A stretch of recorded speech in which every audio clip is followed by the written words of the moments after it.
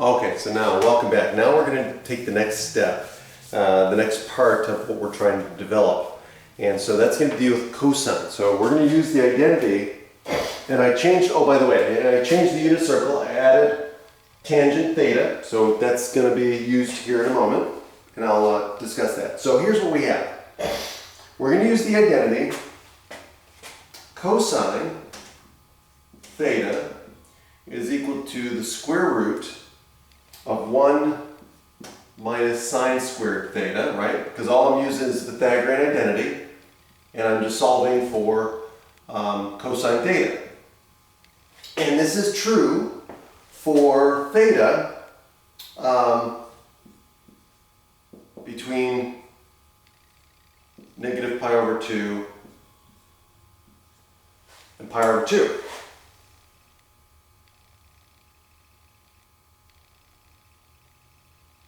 Okay? So, now, it's obvious using limit laws, what do we have? Well, if we use the limit laws and we want to find the limit as theta approaches 0, right?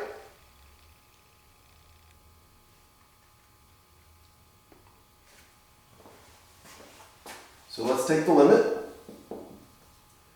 as theta approaches 0 of cosine theta, which is then going to equal the limit of the identity here. So the limit as theta approaches 0 of the square root of 1 minus sine squared theta. And now what we're going to do is we're going to use the limit laws and the result from the previous video to evaluate this limit. So now this means that we can, again, we can bring the limit inside, right? And then across subtraction. So we're going to get the limit, the square root of the limit as theta approaches 0 of 1 minus the limit as theta approaches 0 of sine squared theta, right? So we know that this is just going to be 1, so it's going to be the square root of 1 minus, now this is sine squared, right? So again, we can take the limit inside the power. So that's going to be the limit as theta approaches 0 of sine theta quantity squared. And of course, the limit of sine theta as theta goes to 0 is 0. So this just gives us the square root of 1, which is 1. And so we just found, and we determined and showed that the limit of cosine theta as theta approaches 0 is 1. Okay, now, that's the next important result. And now what we're going to do is we're going to take a look at a limit that plays an important role in later chapters. Okay? So now let's start with that. Okay? So now let's go back to the unit circle here. So I extended the line segment and created another triangle, and this line segment here is tangent theta. Okay? Now, notice a couple of things here. Notice that we've got theta, so here's our arc length theta, here's sine theta, here's tangent theta. Notice that in the first quadrant between 0 and pi over 2, it is always true that theta is between sine theta and tangent theta. Okay?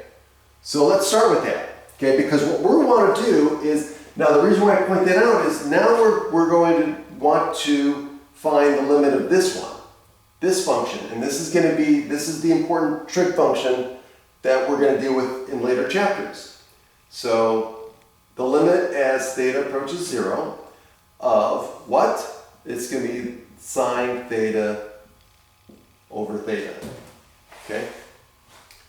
Okay, so this is what we want to evaluate. And we're using the unit circle as I've created it to help visualize how we're going to do this. Okay, so now,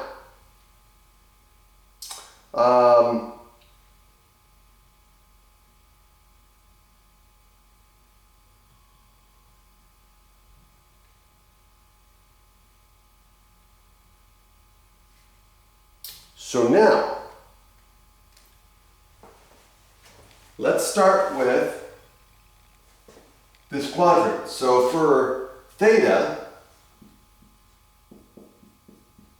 between 0 and pi over 2, we see that what? What did I say before? We know that theta, the arc length here, is between sine theta and tangent theta. So for theta between 0 and pi over 2, we know that sine theta is less than theta, which is less than tangent theta. Okay, so now, what do we do with that?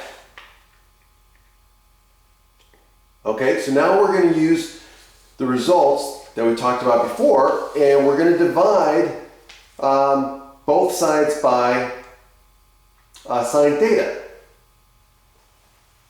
Okay, so we're going to divide both sides by sine theta, or all three sides, I should say, all three parts of the inequality. So if I divide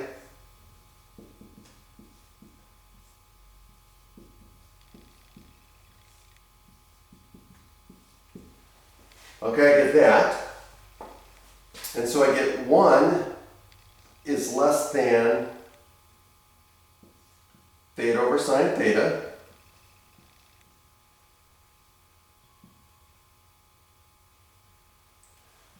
And what happens here? Well, tangent is sine over cosine, and I'm dividing by sine, so that's going to give me what? It's going to give me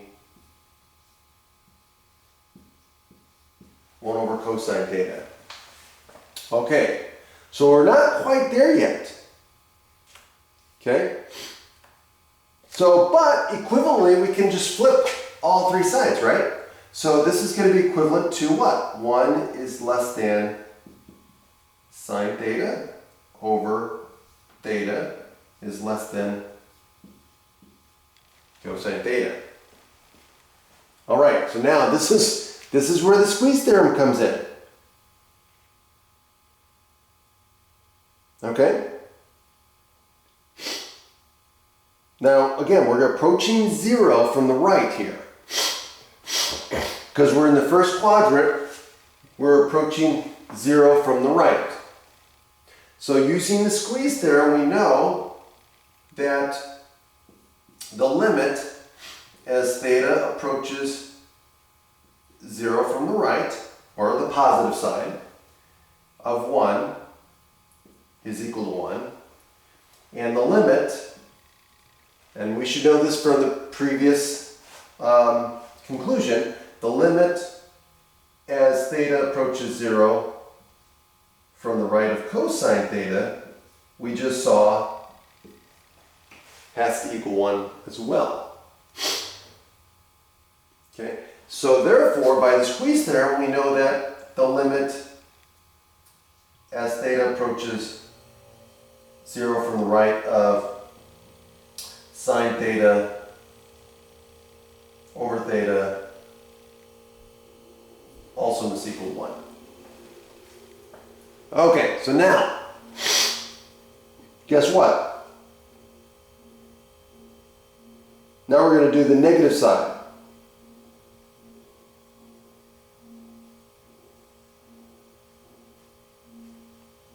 Now, but the thing is, when we demonstrated, okay, let's go back. And let's talk about the negative side. Okay, so if we go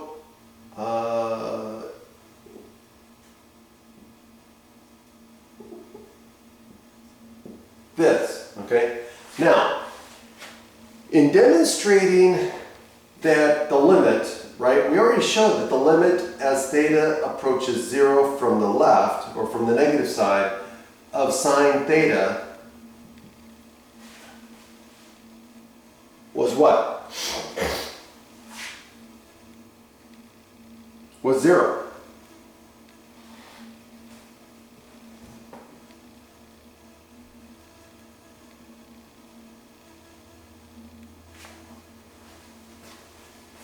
Okay, we already showed it was 0. Since we already showed this, we can show that the limit as theta approaches 0 from the right of sine theta over theta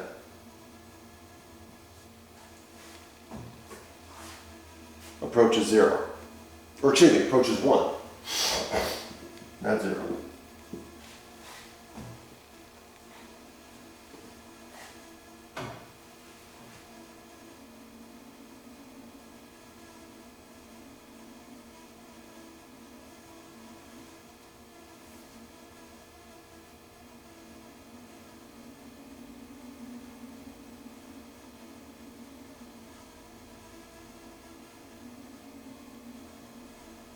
Okay?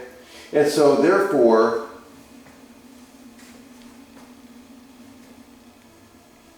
again, because this is equal to 1, and we just showed that the on the right side is equal to 1, so therefore the limit as theta approaches 0 of sine theta over theta is equal to 1. And that is a conclusion that is going to be important for you to know going forward. Okay?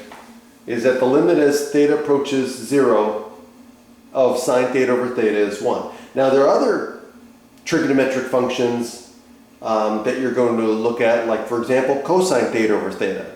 Okay, that's another one. But we'll talk about that later. But this is an important result that you're going to want to know, and there are other results that are very similar to this. Okay, so if you have any questions, just let me know, but that's it. So this is the result. We now know that the limit of as theta approaches 0 of the trigonometric function sine theta over theta is equal to 1. Okay, and the way we did that was by using the squeeze theorem. Okay, and that's it. Have a great day.